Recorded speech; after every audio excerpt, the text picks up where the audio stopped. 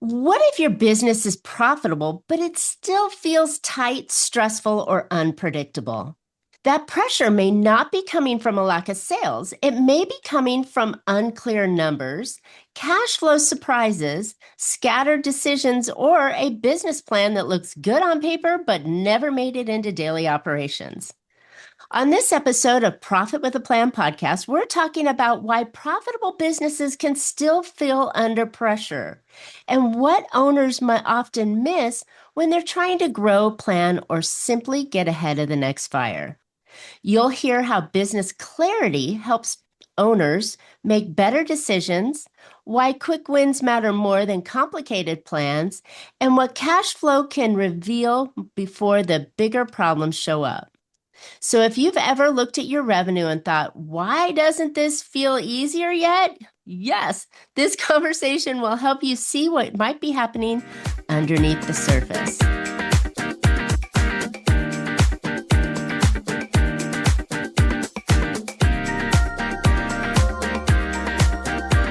Hey, entrepreneurs, are you working too hard for too little profit? Well, welcome to Profit with a Plan podcast, the podcast where we help business owners grow smarter, increase profitability, and build a company that's worth more, whether you plan to keep it or sell it. I'm Marcia Riner, business growth strategist and profit booster behind Infinite Profit. Each week we bring practical strategies, expert insights, and real-world steps to help you grow revenue, improve margins, and build a stronger business. Today's episode is brought to you by Infinite Profit, where strategy turns into profitable growth. And before we jump in, I've got something special for you.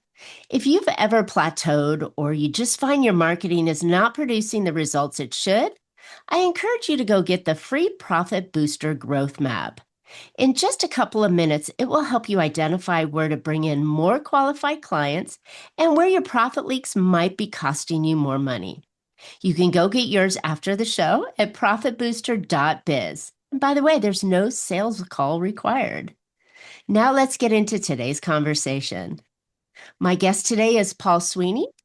Paul is a chartered accountant and business advisor with more than 30 years of hands-on experience helping small to medium-sized business owners help make better decisions, improve cash flow, and create more clarity inside of their company.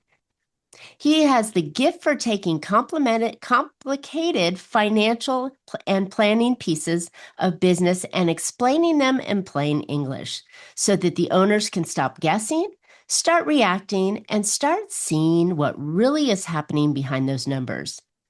Paul is also the host of Behind Your Business, or the Business Behind Your Business podcast, where he shares practical, real-world conversations that help owners build stronger businesses with fewer surprises. Now, that's what we all need, fewer surprises. Paul, welcome to Profit with a Plan podcast. Thanks for coming on. Thanks, Marcia. Yeah, it's a pleasure to be here. I'm really looking forward to unpacking this with you today.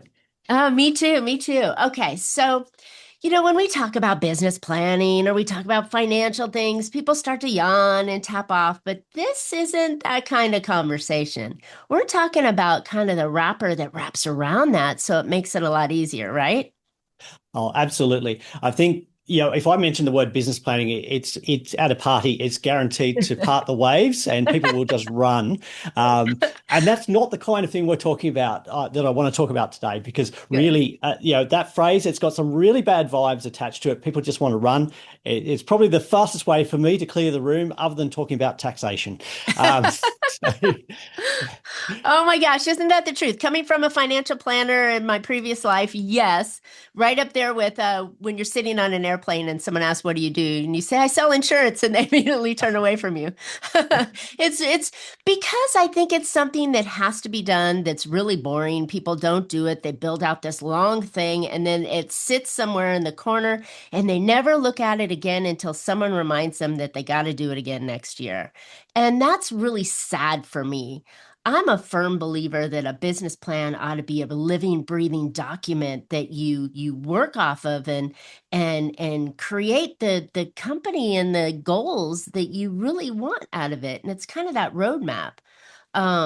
But yeah, that's just me, someone who likes financial plans. Well, look, I love financial plans. I love business planning, and I love the detail because that's the accountant in me coming out. But when we think about those long plans, and everybody, when we mention business plan, people are thinking that 40 to 50, 60-page document that goes into a lot of detail With about dreams, tons of dream, dreams. tons of dreams, competitor analysis, market analysis, why we're going to be super. When we think about it, we've spent all of that time creating a large document to persuade somebody else that you are worthwhile, that you're worth lending money to, worth investing in, that you're going to be successful. And that's the big problem with that. You spend a lot of time getting that point to persuade somebody. And I've never seen a business plan submitted to a bank that isn't overly optimistic, that isn't sort of looking at the bright, shiny side of everything. Ah, isn't that the truth? And then you've got the complete and utter flip side of the other people out there that says, "Oh, I can put a business plan for you in one page." And I'm like, that's a little lean for a business plan. But yeah, I get it. It's kind of a bunch of useless information. But I think what happens is people go, "Oh, if all the planets align, and this all works out, I'm going to do this." Like you said, overly optimistic.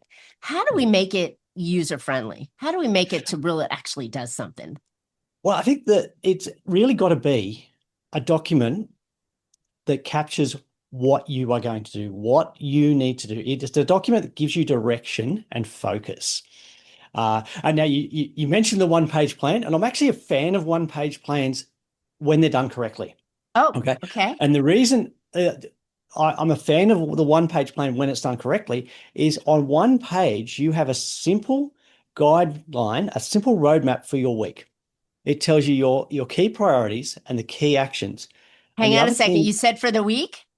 for the week, well, I can when do you a one start, page plan for the week. Yes, but I can't do well, a one page plan for the year. It's just not enough. So, no, no, okay, no, I'll go no. with you on the week. And I love Okay. that you're considering a week plan. So, sorry to. That's okay. So the plan is really I'm like look at sort of my method is really looking at that 90-day sprint, which is pretty common because in 90 days you can do a lot. But that Yes. one page plan, if you think about your big business plan with 40, 50 pages, you've got a lot of goals and a lot of priorities and a lot of tasks. Where do you start? But if you've got it on one page, three things, three goals, three actions, you know exactly where to go. So when you turn up on Monday, when you open the doors, you walk in, you pick up your one-page plan, it's right there in front of you. You know what to focus on. You also know what not to focus on. And that is where we get clarity because we know exactly what we need to do, not the things that we don't need to do that might help us feel productive, help us move forward and make us feel good, but they are not the ideas, they are not the tasks, they're not the actions that we need to focus on for our business right now. So that's why we've got I that one page. And the other thing with one page, I can put that up in my workplace. I can put it up on the fridge or the notice board or wherever. But it's very clear to everybody in my organization what our goals are and what the focus is for us. So we know that. And my team will call me out if I start going and getting distracted and trying to focus on something else that's not the priority for us right now. ah And that focus, that clarity about what I need to do, because as a business owner, you've got millions of things to do. You've got 100 hats you're wearing. Yeah, it's not hard to come up with a to-do list with 257 items on it. But if you yes. know the things that drive the business forward, the things that you need to focus on that are going to help you increase sales, increase profit, improve cash flow, grow your business, have a business that you can walk away from, what are the things that you need to focus on? You've got so much going on in your life, so much in your business. Three things: focus, clarity. That's how you start the week. I love it. You just made it so freaking simple to be able to go, I'm taking this beast of a company, right? Because we do wear a lot of hats, especially in a younger company or a founder-led company. We're trying to juggle things, and what happens? Something shiny starts sparkling, or a squirrel comes out on the tree, and we go chasing that. And we end up off track. And I love the fact that it's only three things Now, those three things can have some legs to it. So it doesn't mean to be that they need to be completely simple, but they can have some legs to it. And then I'm actually hearing, I love that you have your team involved, but maybe the team has their three things that support that. And this team has their three things that support it. And everybody's moving towards the same direction. And that's right. Yay. Absolutely. And when you've got your team involved, you actually suddenly tap into a much bigger, more powerful picture of how your business can operate or could operate or maybe should be operating. So in part of the planning process, I like to involve, a senior team, but in our situation, in our company, we involve the whole team. They all have input. And I'll say, like, this is the focus. This is the goal. This is what we're trying to achieve. Come up with every idea that you think that we could use to move that needle forward. Yeah, and at that point, there's no bad ideas. And this is part of the process that I've been using with clients for over 30 years. I've now put that process into a simple format that every business owner can follow. But how we start is we just capture all of those ideas. No wrong ideas, all good. Like And then we go through those and we do sort them into priority listings, and we look at what are the things that are the most impact right now? What's going to give us the most impact towards meeting that goal? And we might still come up with 25 items there, but we still can't focus on 25 items. So then we narrow it down and say, right, what are the things that are going to move the needle first? What do we need to do first? And we'll narrow that down to 3. But it might be a case of, well, we'd love to do that thing. We'd love to do this. We'd love to run this sales and marketing campaign. But to do that, we're going to have to pay this consultant to come in and help us because we don't have that skill. But our bank balance says, hey, we don't have the funds to do that right now. So what's something that we can do really quickly to bring in cash? And it might be, we need to look at and say, right, Monday morning, we need a new process for how we start the day in terms of cash flow, how we start the week in terms of cash flow. And this is something that I encourage people to do is Monday morning. It's the Monday morning check-in. You get your cash balance. You've got your list of all your expenses. You know what's going out every day of the month because you've got pretty much everything nowadays is on a direct debit or a monthly or a quarterly cycle. You know all of those with a fair amount of certainty what you're going to be spending out, what's going out of your bank. You know what the starting point is, what needs to come in. And this is where the missing link is, particularly around cash flow, is that a lot of business owners get excited about doing the work or making the sale. A lot of them forget to invoice, and that's pretty bad. But a lot of professionals don't invoice. They just keep doing the work and doing the work and forget to invoice. So you're never going to get paid. That's the starting point. So go back and look at the work that you finished and invoice that.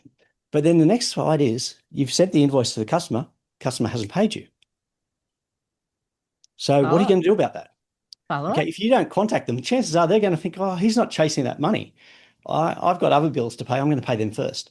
You need to make a plan Monday morning, identify the customers that haven't paid you, that are overdue, or that need to pay you this week, ring them. Ring every single one of those. Before you do anything else this week, ring and chase those outstanding customers. Now, that might not be you personally. You might delegate that to somebody else in your team. But in a small business where you're wearing all the hats, that's your first task for the week. Chase the money, get it in. Because without that cash in your bank account, you can't pay those expenses. You don't can't have invest in the to fund marketing team that you wanted. Yeah. Yeah. So that's a quick win. And I like to encourage people on those 3 things that they're focusing on, try and bring in a quick win, which is either going to free up time, resources, or cash flow. And that enables you to do the big things. I love this. So question though, back to the plan a little bit. Do we do this plan? Do we do it, with the 25 things that we're trying to narrow down? That's a bigger planning meeting that maybe we do once a month or once a quarter to get us into the goals of what we're going to do. And we're going to set those things up. So we're not planning every week, right? We're moving towards the longer term objective, that 90-day objective in bite-sized pieces, right? Yeah, we'll bring it down into bite-sized chunks, what we can actually manage. So 3 things is generally the most that you can manage. And when do we decide those 3 things, I guess, is what I'm asking. Oh, okay. So once we've got that big list, then we'll go through and work out, well, what okay, going back to our core goals, what are the three big strategies that we want? The three big things. So it might be we want to increase profit by $200,000, or we want to increase our customers Sure. by 50. How are we going to do that? So what of those 25 items are going to match those goals? So if we've got something in that 25 items that doesn't actually align with our strategic goal, it's a good idea, but it's not what we need to focus on. So take that off that list, take it off your A list and move that to your B list. Okay. Got it. So, and I like to get people, I like post-it notes because you can pick them and move them on the wall. Um, so if you go to our website, A lot you'll of see people some are photos visual. of, So yeah, that's a perfect way of doing it, is getting the board and going, okay, where's my priorities, right? And I yeah, love the priorities of a quick win. Do you get yeah. yourself a quick win every week? Is that one of the things that one of those Well, three that you do for the week is a quick win? Well, ideally, the quick win should take you less than a week and to do. Okay. So maybe when you get to the end of that week, okay, you're still working on priority one and priority two, but you've actually knocked over that quick win because it is a quick win. You don't need Yeah, a lot of effort to do that. Okay. got And it. some people are thinking, well, how can I do that? Well, one is that Monday cash flow check-in where you're actually ringing people and make that a priority. Okay. So once you implement that system and you start doing it, well, you've done it. That priority, that task, that action list, that's Check. done. Pick the next one on the list and add that into your three priorities. Got it. Hey, quick pause here. If you've ever wondered what your next smartest move should be to grow your business, well, I've built something for you. It's called the Profit Booster Growth Map. It takes only about 2 minutes, it's totally free, and it shows you exactly where you're leaving money on the table and what to fix first. Go grab it for free at profitbooster.biz/growth map. Then come right back to the episode. Here's Got it. another one that I found. Now, this took less than 30 minutes to implement. It cost $0 to implement. Okay.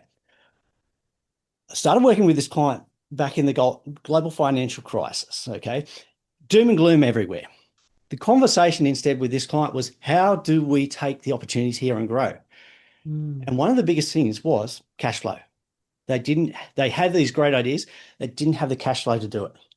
right. But I looked at their accounts receivable, their terms. I said, what are your terms? And he said, oh, 14 days. And I looked at it and said, well, on average, your customers are taking 68 days to pay you. And I said, show me your invoices. Show me what you put on an invoice. And they were using the standard account or the main accounting package that small business in Australia were using at the time. And it on their default invoice, it had this term for payment due, and it said net 30 or 14 days or something. In fact, they were saying net 30 days, even though the terms were 14. And I said to him, what does that mean? And he says, what? What do you mean? And it says net 30 days. And I said, yeah. When do I pay you as a customer? When do you want to be paid? And I said, is it net 30 days from when you've done the work, when you send me the invoice, end of month, when I feel like paying you? When do you want to be paid? And he says, oh, I want to be paid in 14 days. And I said, well, tell them, but don't put due in 14 days. Put due on 14th of June, because that tells your customer they have to pay you by this date. And if they don't pay you by this date, There's a penalty. there's a penalty, and you're going to be getting phone Bruno's calls coming to saying, break some knees. No, I'm kidding. but within a But no, month, yeah. But I think that's such an easy win that is totally missed because they assumed that it was in the software correctly. yeah, But to make it clear, crystal clear to your customers what you expect. Your customers ask from you to be crystal clear what they can expect. Why don't yeah, we do the same for our customers? I expect you to have, pay me on or before June 14th. yeah, absolutely. There's no questions. And Right there. within a month of that, within a month of implementing that quick win that took 30 minutes to do, zero cost to implement, their cash collection. So it's gone from 68 days after the day they invoiced from when they were getting paid on average. So some were taking longer, went down to 23 days within 1 month. It's Wow. now within their 14-day terms. Wow. And that bringing forward that cash collection because they've done the work. They'd already spent the money. Okay. Remember that when you're providing a service or a product, you've already paid the money to buy the stock. You already paid the money to pay your employees, to pay your services, to pay your overheads. So I you've was paid the just going to money. say that money, you already spent that money, not because, oh, I'm going to go buy dinner with it, but you've already incurred expenses with that. Why are you giving a free timeline, a free credit window to your customers to pay you when they did? Because that was years ago. Even if you like have with your vendors, right? Where like, okay, so if I'm selling a product, right? Service, it's labor, right? But if I'm selling a product and I have to buy widgets from company A, put them together in mine to make mine and then sell yours, there's a window there of me fronting money to run my business before I get paid on it. So you want to make those terms as short as possible and as reasonable as possible. Maybe you can negotiate on the Mm. vendor side as well. On maybe you need longer terms with them because you're not getting paid over here until them. So I mean, that's the balance of cash flow, right? It's managing the outflow and the incoming. Yeah, absolutely. And the cash flow, because we're not managing it, and this is why I go back to this Monday morning check-in. Why Monday morning every week? Okay. Because you've got time to act. Okay. If somebody hasn't paid you by Wednesday, you can phone them up again. Okay. And chase them. If they haven't paid you by Friday, again, you can get on the phone and chase it up. End of the week, Then make sure it Bruno happens. But if you don't do this on a regular basis, if you don't do this weekly, okay, gets out of hand. you're yeah, and you're waiting, say, for your bookkeeper or your accountant to prepare your monthly reports. And I love monthly reports, but they've got a limitation here. It's too Stale, late. You've missed stale. 3 to 4 weeks. You've missed 3 to 4 weeks to fix that cash flow problem. Hmm. So you need to be on top of it. You've got to be checking your cash every single week because without Okay. cash, you can't pay. You So can't pay your cash flow suppliers. is so incredibly important for the vitality of a company. Opportunities come and you need to be able to, like the marketing team, or like, hey, maybe my vendor has a sale on the product that I use to make mine, and I can get it if I had the cash, I can get it at a cheaper price, right? So Yep. logistically, it's very important to have. But something you just scared me. If you're waiting on your accountant to print out the monthly report, you're too late. A lot of business owners may not know how to dig into their own financials to make sure that they're tracking the right thing. What kind of strategy would you recommend?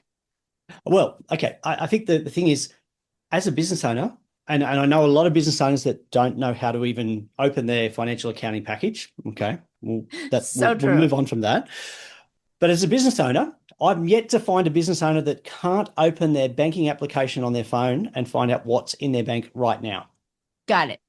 I'm yet to find a business owner that can't scroll through that list of transactions and know what's coming out on the direct debits every day of the week. So the excuse that I'm waiting on the accountant, I'm waiting on the bookkeeper, I can't log into my financials, that doesn't exist. Sorry, that excuse is invalid completely. You know how to open your bank account, you know how to read your bank balance, what's actually in there, not what's promised, what's actually in the account, and you know what's going out. And then you can see, okay, I've got 10,000 in, I've got to pay out 15,000 this week, but I should be getting 20,000, 30,000 coming in. So why is that not happening? Get on the phone, ring it before you do anything else. Before you chase the bright, shiny object, get your cash in. I love it. And here's an idea that just kind of came to me. If you've got a great accountant and you've got a software, which my goodness, you should, and you should have an accountant, that accountant can print or give you a functionality inside of the software where all you do is you go in and you hit that button and it prints out a weekly report of what's outstanding and what's not. So you can, like you said, a little bit of a 30-minute training or a little bit of a 30-minute setup can help you manage this in a way that will allow you to gather the information. So you're not trying to pull it out of your memory, right? You're pulling Yep. it out of actual data from the company, and that report can be just as easy to have the accountant set it up so it prints for you every week. Maybe it's on Absolutely. your desk or in your printer every Monday morning when you come in, right? Yeah, it should be. But I'm going to put a little warning sign there on Okay. those accounts. Okay. And this is a warning sign because I see this happen a lot with small business owners, particularly the ones that like to do their bookkeeping themselves. Oh no. Okay. Is it accurate? Is it complete?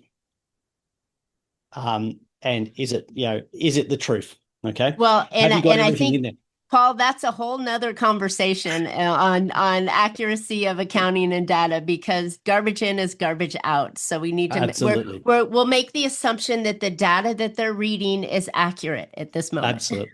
Okay. So let's go back. Okay, so you got your cash flow. Okay, that's how you fund a lot of your activity, your business plan. That's how you make it happen in a lot of cases. Love it. Because one of the things you've got to work out is, okay, I've got my list of 25. Let's go back to our list of 25. They're on the wall. They're in post-it notes. You can read the handwriting because it wasn't me writing it. You got 25, and you might think, okay, that one is I need equipment which is going to cost me $100,000. Okay. Can I get finance for that? Well, the priority might be, okay, let's start organizing the finance, or instead, let's do a cash flow forecast so that we can work out, can we afford to pay for this equipment going forward, but also how much more revenue is this going to generate for us? So it might be a case of, before we actually go and commit to buying it, we need to work out, should we? Okay, so that's the first decision.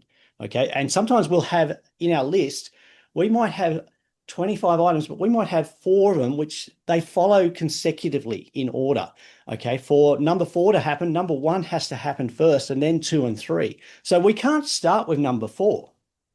And sometimes people try to do that, which doesn't make sense. But so we need to identify what has to happen first. So those ones, we can't start them, so we park them. Okay, and I've got a nice little spreadsheet tool to help organize our thoughts. So once we've got all these post-it notes, what do you do with them? Well, you collate them into a nice, easily manageable format where, okay, it's easy to see what's the next one on the list after you've completed. Okay. I love But it. going back to it, so identify what's it going to take to implement it. And we might be working to this. And this is why our initial plan is working on the next 3 months. Okay. Next 3 months. So we've got 3 items, hopefully a quick win, which we can knock over very quickly and then put something else into our plan. Okay. But we're reviewing it weekly as well. So we have a little weekly check-in with our team and say, where are we on track? Okay. Joe, you are looking at doing a cash flow forecast to help us work out whether we can afford this new piece of equipment, and also what's the saving it's going to be in terms of production costs. Can we afford it? Where are we up to on the cash flow forecast? And Joe will go, well, you gave me all this other stuff to do, so I haven't got around to it. And at that point you say, right, Joe, what's that other stuff? And he goes, X, Y, Z. And I said, well, stop doing X, Y, Z. This is your priority for the next 4 hours. Okay. Go away and do that, because we need that to be able to go forward with our plan. So give also your team authority to say, I need to focus on this right now. These other tasks that you've given me, they have to wait until I spend some time focusing on the priority task. So I'm very clear about what I need to do to move my business forward, to increase my profit, to improve my cash flow, to grow my business. Be very clear. You know what? I'm getting that overlaying factor of that word clarity that I think is so important, because we do go chasing things that aren't necessarily important for right now, or we might have them in the wrong order or the wrong priority. Or like many business owners with their team, they're barking orders and they're saying, well, stop doing that, do this now because this is here. And you're like, wait a minute, I'm still finishing this, right? So you're giving them that authority, but it all seems to wrap around clarity, right? Absolutely. When Where we're are clear, we going? be very clear about where we're heading, why we're heading there, and what that means we have to be doing now. So when you've got that clarity, it also takes away all those decisions. You come in and like sometimes I'll come in and my project management, my workflow system will come in and it will tell me that I have 127 items on my to-do list today. And I'll go, You mean I'm great. not the only one? That's a good day. That's a good day because the stuff. But what it'll say to me is, okay, of those 127, okay, yes, I've got client work to do and that's got to be a priority. But of that list, how many of them are the items that are in our plan What's the thing I need to focus on? Okay. And I might have other ideas that have snuck onto my to-do list, which are not the priority for the plan. They were ideas that we talked about. But so what I'll do is I'll take them and I'll move them into my later column. Okay. Mm, They're off my list. They're removed. So I've got less things to look at when I'm making decisions. So I've got my 3 key actions for the week. That's driving mm. it. And the other thing is you've got to set aside time to do this. So your calendar becomes So very true. important.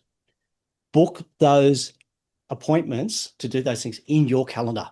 Don't let the busyness of your week fill it up so that you've got no time for them.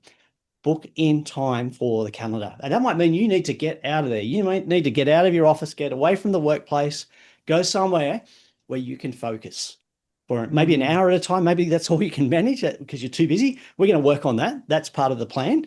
We're going to free up your time. But start with 1 hour. Get out of where you normally work. So you're not answering the phone. You're not being distracted by email. You're not being distracted by staff coming in and asking you questions. And why are they asking you questions all the time? That you should have processes. Another story, another podcast. But book in an appointment and make sure you allocate time to work on those things. And when you do that, you then move the business forward. You create capacity. You get things done, but you're also very clear about what am I doing when I'm there. When I'm in that 1 hour meeting that I've booked, I've gone to the coffee shop. It's not a case to catch up on your social media. You know, I've got 1 hour to work on my plan or This. how I'm going to make this how I'm going to design my marketing plan. What's the goal of it? What do I need to do? Who do I need to hire? Work on it there. Make that the priority. So we Paul, need to this is be great accountable. because it's not just around financials. It's not just around cash flow. You happen to use it with cash flow because that's your natural lane of looking at your numbers and your data and your financials. But my goodness, you can use this methodology of getting clarity before you start to focus on things and really using your brain map or whatever your business plan that you have with these 3 things that you do each week. You could do this in every single facet of your business, whether Absolutely. it's the accounting team does this, whether it's the C-suite that's making decisions doing this, whether it's the customer service or the development team or the marketing or the sales team. It's just I'm seeing this process Oh, absolutely. readily Like, yeah, duplicatable. yeah, absolutely. It's a replicatable process, repeatable process, and it's simple. And the reason it's simple is so that you can do it. Okay. We don't want that 40, 50-page plan that's trying to persuade somebody else to do something for you.